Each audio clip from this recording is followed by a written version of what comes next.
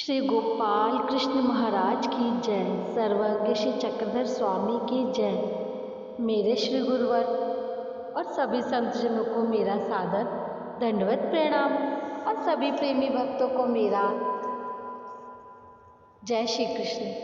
आइए आप सभी प्रेमी भक्तजन मिलकर मेरे साथ आज की लीला का चिंतन कीजिए। आज की हमारी लीला है भाई देव की विनती स्वीकार। पूर्वार्ध लीला क्रमांक 580। भृंगी के ससुर भाई देव प्रातःकाल के समय भगवान के दर्शन करने के लिए आए। वे रात के समय चोरों में भी थे। उसने भगवान से पूछा, भगवान रात को यहाँ कोई आदमी आए थे क्या? यदि आए थे तो उन्होंने कोई यहाँ गड़बड़ तो नहीं की? तब भगवान ने कहा, यहाँ उन्होंने कुछ भी नहीं किया। इसके बाद भाई देव ने भगवान से कहा, भगवान आप यहाँ नहीं रहे, गांव में जाकर रहे, यह चोरों का निवास स्थान है। इस पर भगवान ने कहा, हमारे पास तो कुछ भी ऐसा नहीं है, यदि कोई आ भी जाए तो क्या कर लेगा? इस पर भाई देव ने पुनः कहा, आप यहाँ ना रहें जी, मेरे गांव में नागनाथ का मंदिर है, आप वहाँ चलकर जाए जी। भगवान ने भाई देव की प्रार्थना को स्वीकार कर लिया। लीला का हेतु है, भाई देव ने भगवान से कहा, भगवान आप यहाँ आप ना रहें जी, आप मेरे गांव में चले जाएं। उसे भगवान ने दर्शन संबंध का पुण्य फल प्रदान किया। अगली हमारी लीला है राणाईसा को झोली देकर भिक्षा विधि निरूपण। पूर्वार्ध लीला क्रमांक 581। फिर भगवान ने राणाईसा से पूछा, माता अपने गांव आप क्या करती हो? तब उसने भगवान से कहा, भगवान मैं धान्य मांगने के लिए गांव में जाती हूँ, सूत काटती हूँ। मेरा आदमी खेत में धान्य मांगने जाता है। इस पर भगवान ने कहा, माता धान्य क्यों मांगती हो? भोजन करने के लिए सूत क्यों काटती हो? नाजी तेल नमक के लिए। इस पर भगवान ने कहा, माता सूत मत काटो, धान्य मत मांगो, भिक्षा कीजिए। भिक्षा राज्य बाई, भिक्षा मांगो, भिक्षा सबसे अच्छी वस्तु है। तब उसने कहा, वस्त्र आदि कपड़ों की आवश्यकता रहती है। इस पर भगवान ने कहा, बाई सूड़े मांगी जाती, मग आपुले आंग झाके, ऐसे कीजे की आंचले वही वार्स ना नेसी जाती। कपड़ा मांग लेना चाहिए, फिर अपने शरीर को ढकने के लिए वस्त्र का इस्तेमाल करना चाहिए। अच्छे वस्त्र, कीमती वस्त्र नहीं पहनने चाहिए। तब राणाईसा ने कहा, भगवान मांगने पर वस्त्र कौन देगा? इस पर भगवान ने कहा, पृथ्वी एव हड़े रवड़ असे आणी परमेश्वर एव हड़े देवता असे माँ चिंधी चिरकुटी नैनो कैसी मिलेले की भले ते चिंधी चिरकुटी दे। पृथ्वी का इतना ही विस्तार है और परमेश्वर के समान देवता है, कहीं ना कहीं से एक कपड़ा लत्ता तो मिल ही जाएगा। फिर भगवान ने झोली मंगवाई, उसे 4 गांठें लगाई और उसके हाथ में दे दी। फिर भगवान ने नाथोबा के साथ उसे मेरे गांव में भिक्षा के लिए भेजा। वे दोनों वहाँ मेरे गांव में भिक्षा के लिए गए। फिर उसे भिक्षा में लड्डू, पूरन पोली, मिस्सी रोटी, भाकर, दिवसी वरण, भात, खीर और कुछ भाजियां प्राप्त हुई।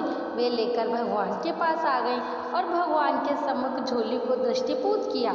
भगवान ने बाएं हाथ को झोली के नीचे रखकर दाएं हाथ से उसे ऊपर करके देखा। तब भगवान ने कहा, इतना कुछ अन्न किसी एक घर में मिल सकता है क्या माता? इसमें तो अनेक पकवान है। फिर भगवान ने कहा, भिक्षा राज्य भाई, भिक्षा राजा के समान है।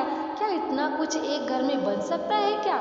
ना जी, इतना कहाँ बन सकता है। भिक्षा मिर्जे पार धीगा, भिक्षा एक शिकार के समान है। फिर भगवान ने उसे कटोरी दी, उसमें भोजन किया। इस पर भगवान ने कहा, भाई आपला हाथू आपला भातू, अपना ही हाथ है, अपना ही भात है, अपना ही रखो, अपना ही खाओ। इस प्रकार भगवान ने उसे समझाया।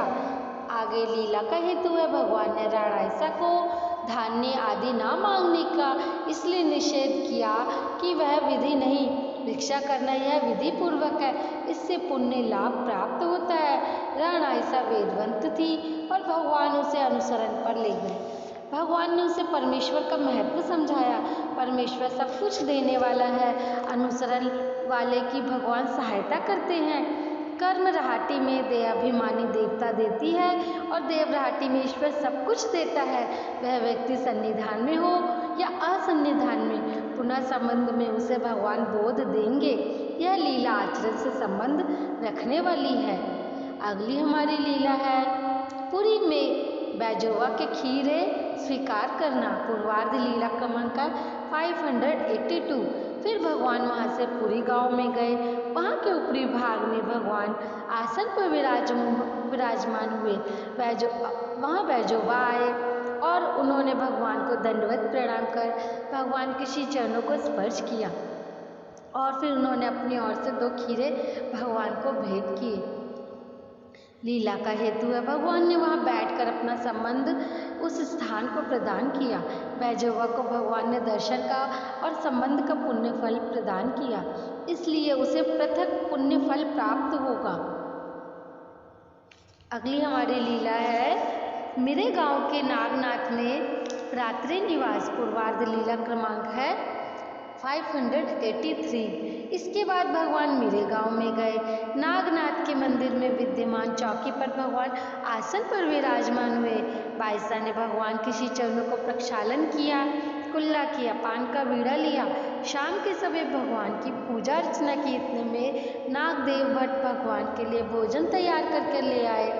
उन्होंने आकर भगवान को दंडवत प्रणाम किया, चरण वंदना की। भगवान की श्री मूर्ति को अवलोकित करते हुए वे उनके सम्मुख बैठ गए। बाईसा ने भगवान के लिए थाल लगाकर उनके सम्मुख रखा। भक्तजनों को भी भोजन परोसा। भगवान ने भोजन किया, कुल्ला करके पान का बीड़ा लिया। सभी भक्तजनों ने पंक्ति में बैठकर भोजन किया। भगवान ने उसी मंदिर में ही रात को विश्राम किया। लीला का हेतु है मेरे गांव में भगवान ने एक रात निवास किया। भगवान ने इस स्थान को सामान्य रूप से संबंध प्रदान किया। नागदेव भट्ट को भोजन, नमस्कार, दर्शन और संबंध का पुण्य फल भी प्रदान किया। तो ये थी आज की हमारी बहुत सुंदर लीलाएं, जिसमें राणाईसा को भगवान ने अनुसरण भी दिया, वो वेदवंत थी और उनको भिक्षा की विधि भी समझाई।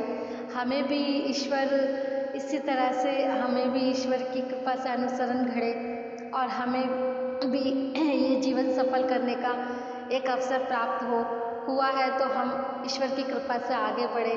सभी भक्तजनों के लिए यही शुभ चिंतन करते हुए मैं आपसे विदा लेती हूँ।